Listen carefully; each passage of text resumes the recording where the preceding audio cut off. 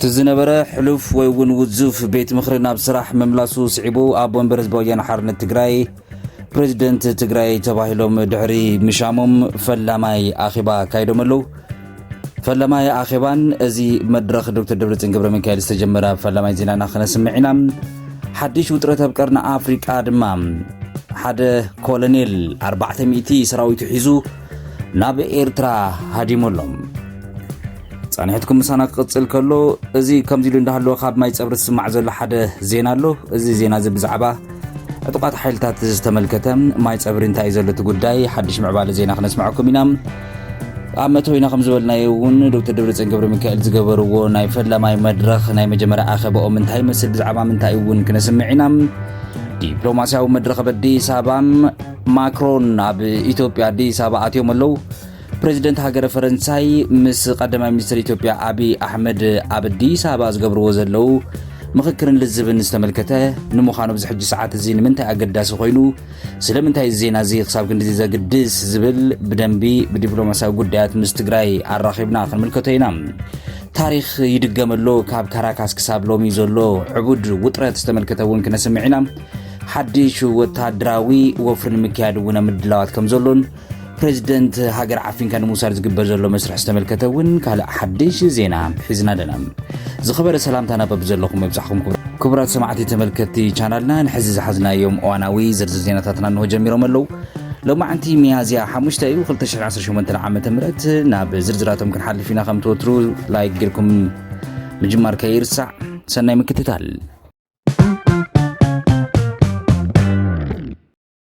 400 سراويتو حيزو ناب إيرترام زي هادم زخد كولونيل أبدوب إثيوبيان إيرتران داقم حادث شاق المعبالة يتسميع زلهم العلاوة ومراحي ودب عفار فيدراليش ديمقراسياوي بارت زخونا كولونيل إيايو لعل 400 زخونو سراويتو حيزو ناب إيرترا خمس تسدد ترقاقي زلهم زي فتصامزي أبتو زوبا معالتاوين دا تقاددن مزمز زلو وتهدرا ومنكسقاس ناب زلع على الدرجة زبصحو زلو مدرخ مخانووني تقاليتهم نتوم كولونيل ناب إيرترا زسددهم ويدما سراويتهم حزوم كهاد مزقورم مخنيات انتايم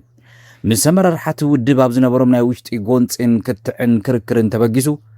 هايلوم اسلفهم ناب إيرترا بمئتاو ببزحات كم ود منغست إيرترا سلام إثيوبيا متعنقاف زتتلمه سيرا ايو زبلنا ما خاب وجن منغست إثيوبيا قسمع خلو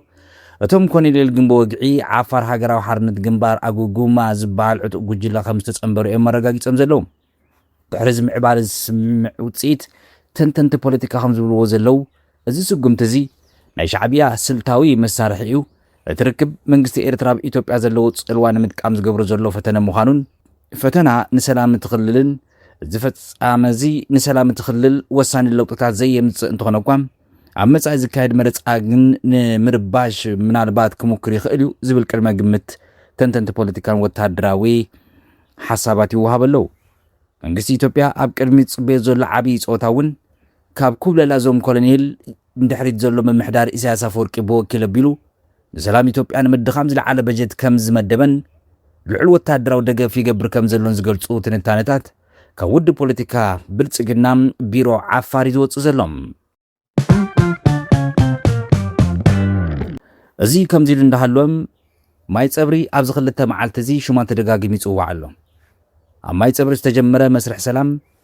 أما قال زقسقس زل حيل سلام توهيل صوع زلو ويدمان معلم حرام ريتي لم تصوع زلو عطقات انتاي زبال زلوم اب تግራይ ንዘሎ ፖለቲካዊ ኩነታት ብዝበለጸ መቀያር ካብ ሰራዊት ትግራይ ተገንጽሎም ዝወጹ ኣብ ዝተፈላለዩ ቦታታት ትግራይን ከምኡ ድማ ክልል ዓፋርን ክልል ኣምሓራን ዝንቀሳቀሱ ዘለው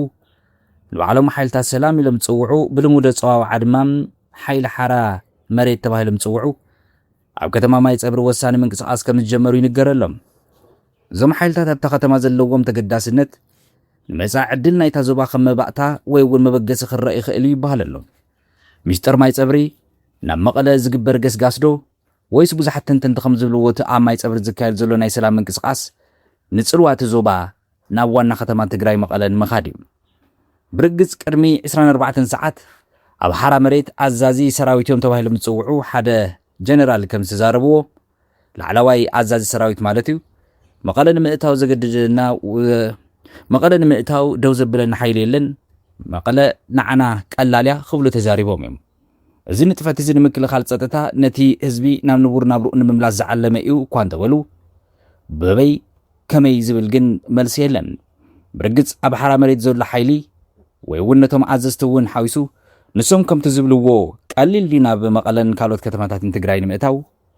ንሱ ምናልባት ነንባዕሎም ደቂ ሓንቲ ማህፀን ከይተኸሱ ብምፅላይ እንተኾይኑ ግን ምናልባት ዝብልዎ ዘለዉ ዘረባ ጌጋ ክኸውነሉ ዝኽእል ዕድል ሰፊሕ እዩ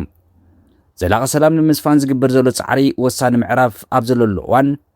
ክልቲኦም ኣካላት ኣብ መቐለን ኣዲስ ኣበባን ወይ እውን ዓፋርን ኮይኖም ሰላሚና ንደሊ ዝብሉ ዘለዉ ክኾኑ ከለዉ ናይ ክልቲኦም ድሌት ሰላም ግን በበይን ከመይን ዝብል እዩ እቶም ሰላሚና ንደሊ ኩናት ህዝቢ ትግራይ ኣየድልዮም ክብሉ ከለዉ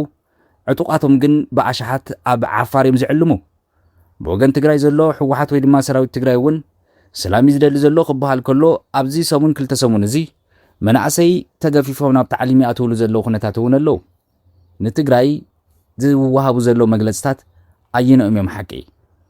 ድሕንነት ህዝቢ ቀዳማይ ዕላምኦም ማሕበራዊ ህይወት እቲ ህዝቢ ድማ ናብ ዝነበሮ ንቡር ንምምላስ እዩ ዝብል መግለፂ ካብ ሓራ መሬት ክስማዕ ከሎ ብኻልእ ገጽ ድማ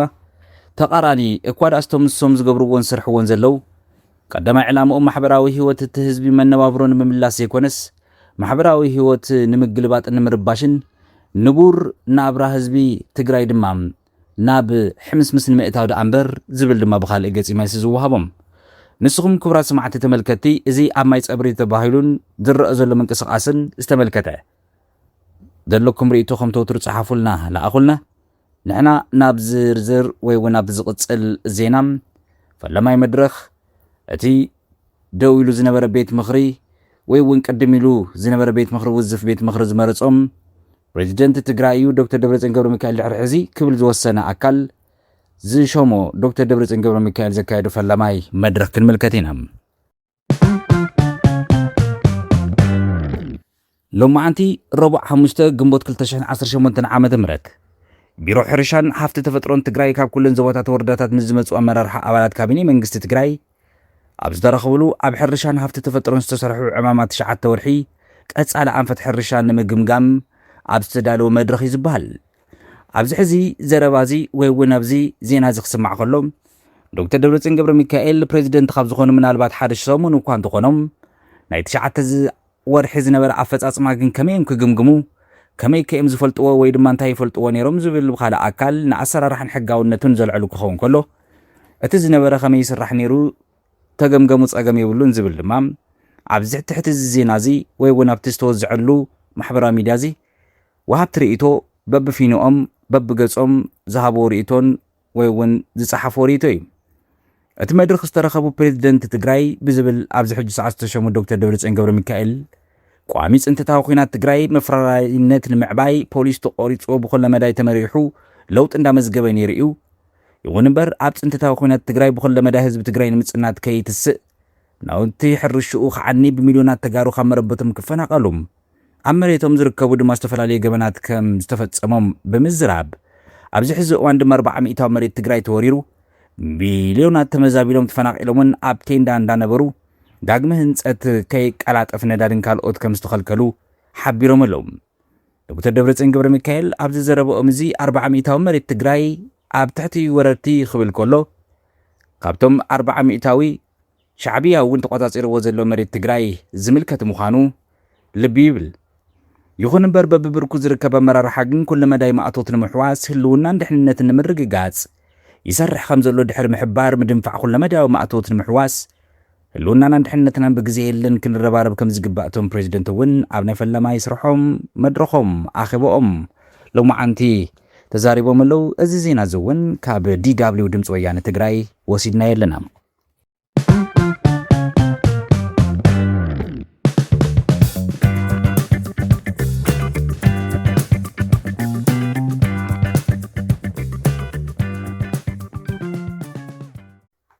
ኣብ ኣዲስ ኣበባ ሎማዓንቲ ዝተኻየደ ዲፕሎማስያዊ ወይ እውን ወሳነ ኣኼባ ክብል መንግስቲ ኢትዮጵያ ዝገልጾ ዘሎ መድረኽ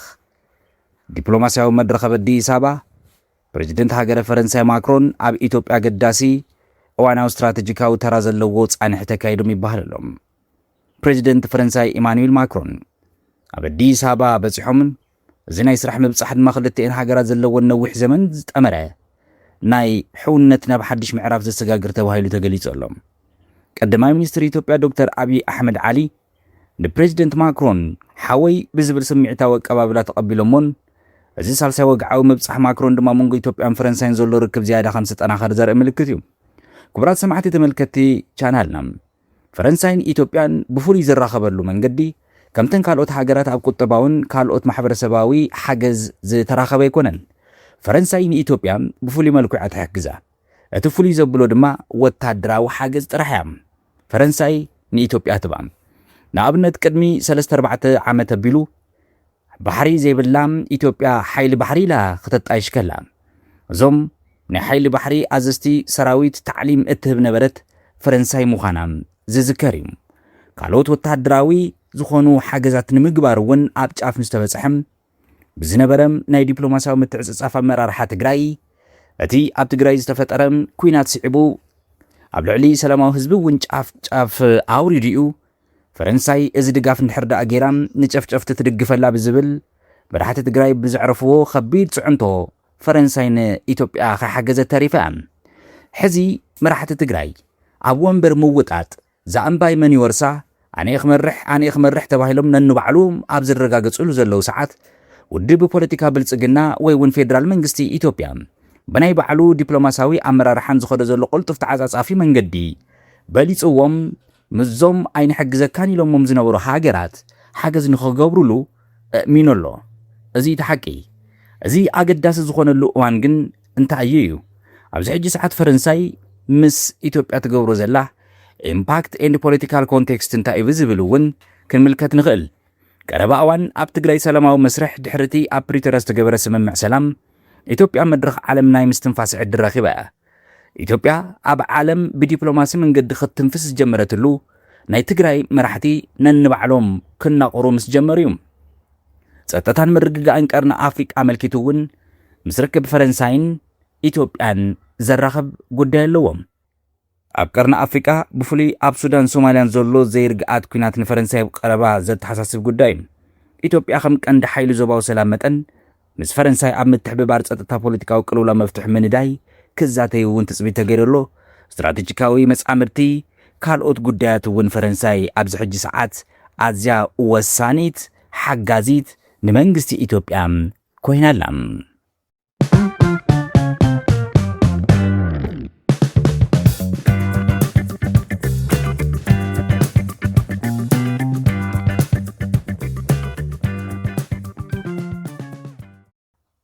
ኣብ መወዳእታ ታሪክ ዝድገም ዘሎ ይመስል ካብ ካራካስ ክሳብ ሎሚ ዘሎ ዕቡድ ውጥረት ታሪክ ርእሱ ዲ ዝደግም ዘሎ ዘበለ ኩነታት እውን እዩ። ቅድሚ ሒደት ዓመታት ኣብ ቬንዙዌላ ዝተረኣየ ዕቡድ ኦፕሬሽን ሎሚ ኣብ ካልእ ኩርናዕ ዓለም ከም ዳግማይ ትርኢት እንዳተረኣየ ምዃኑ ተንተንቲ ፖለቲካ የጥንቅቑ ኣለዉ። እቲ ኣብ 2018 ኣብ ከተማ ካራካስ ዝተረኣየ ሃንደበታዊ ወታደራዊ ኦፕሬሽን ሎሚ ካልእ ሓደገኛ ሚስጥር ሒዙ መፅኡ ኣሎ። እቲ ዝነድድ ዝነበረ ኦፕሬሽን ግንቦት 2018 ዓመተ ምህረት ፍሉያት ሓይልታት ብሃንደበት ናብ ዋና ከተማ ካራካስ ብምእታው ንፕሬዚደንት ቬንዙዌላ ሓኒቆም ምስ ወሰድዎ ተዋስኦ ብዝመስል መልክዑ ላይቭ እንዳተመሓላለፈም ኣብ ሲቹዌሽን ሩም ኮይኖም ፕሬዚደንት ትራምፕ ንሕና ድማ በብገዛና ብቴሌቪዥን ማዕከን ተመልኪትና ኢና። ሕዚ ታሪክ ዝድገም ዘሎ ዘበለ ትንታነ ፖለቲካ እንታይ እዩ? እዚ ሕጂ ዝበሃል ዘሎ ሚስጥር እዚ ዝተሓበአ ኦፕሬሽን ስትራቴጂካዊ ምድላው ከምቲ ኣብ ካራካስ ዝተረኣየ ሕጂ እውን ከቢድ ወታደራዊ ምንቅስቃስ ምስ ስውር ዲፕሎማስያዊ ወጥረታት ተደሚሩ ይረአ ኣሎ። ተመሳሳሊ ምልክታት ካብ ሰራዊት ኣሜሪካ መንግስቲ ኣሜሪካቲ ኣብ ቬንዙዌላ ዝተረኣየ መፈንቅለ መንግስቲ መንገዲ ሕጂ እውን እዚ ስክሪፕት ተባሂሉ ዝተፀውዐም ምስ ደመም ኦፕሬሽን ሰራዊት ኣብ ካልእ ዓዲ እንዳተፃወተ ከም ዘሎ እውን ተንተንቲ የጠንቅቑ ኣለዉ። ቬንዙዌላ 51 ወይ እውን ቬንዙዌላ መበል 51 ግዝኣት ኣሜሪካ ክትኸውን እያ ክብል ትራምፕ ከም ትወትሩ ሰብ ከዘራርብ ክዕብድ ይውዒሉ ሎ መዓንቲ። ኣብ ገጽ ትራምፕ እዚ ሶሻል ትሩዝ ተባሂሉ ብዝፍለጥ ባዕሉ ኣብ ዘጣየሾ ማሕበራዊ ሚድኡ ቬንዙዌላ መበል 51 ሃገር ግዝኣት ኣሜሪካ ክብል ጠቂዑ ኣሎ። ኣብ ኣሜሪካ ፖለቲካዊ መድረክ ሓድሽ ውጥጥ ተላዒሉ እዩ ዘሎ። እዚ ፕሬዚደንት ትራምፕ ኣብ ትሩዝ ሶሻል ዘርግሖ ምስሊ ዓለም መሊሳ ከተገርም ጀሚራ ኣላ። እቲ ምስሊ ቬንዙዌላ ብኣርማ ወይ እውን ባንዴራ ኣሜሪካ ብምኽዳን መበል 51 ግዝኣት ኣሜሪካ ዝብል ዓብዪ ጽሑፍ ዝተጠቅዖ እዩ ኣብ ገጽ ትራምፕ ተለጢፉ ዘሎ። እዚ ከመይ ኢሉ ተጀሚሩ ካብኡ ኸናበይ ክኸይድ ቀጻሊ እንታይ ክፍጠር ዝብል ድማ ብዙሓት ብሃንቀውታት ጽበይዎ ዘለዉ ኩነታት እዩ። እምበር ክቡራት ሰማዕቲ ተመልከትቲ ቻናልና ካብ ትግራይና ኢትዮጵያ ካብ ዞባ ቀርኒ ኣፍሪቃ ድማ ኤርትራን ሱዳንን ኩሉም ተመልኪትና ናብ ኣህጉርና ኣፍሪካ ዘሊቕና ድማ ካብ ኣውሮፓ እውን ፈረንሳይ ምስ ኢትዮጵያ ራኺብና ናብ ኣሜሪካ ዝዘለቕናሉ ዜናና ፍሉይ ዳህሳስ ሓበሬታን ትንታነን ዝሰማዕኹሞ ይመስል ነይሩ። ቀጻሊ ብኻልእ ሓዲ ዜና ክመለሰኩም ክሳብ ሻቡ ቻው።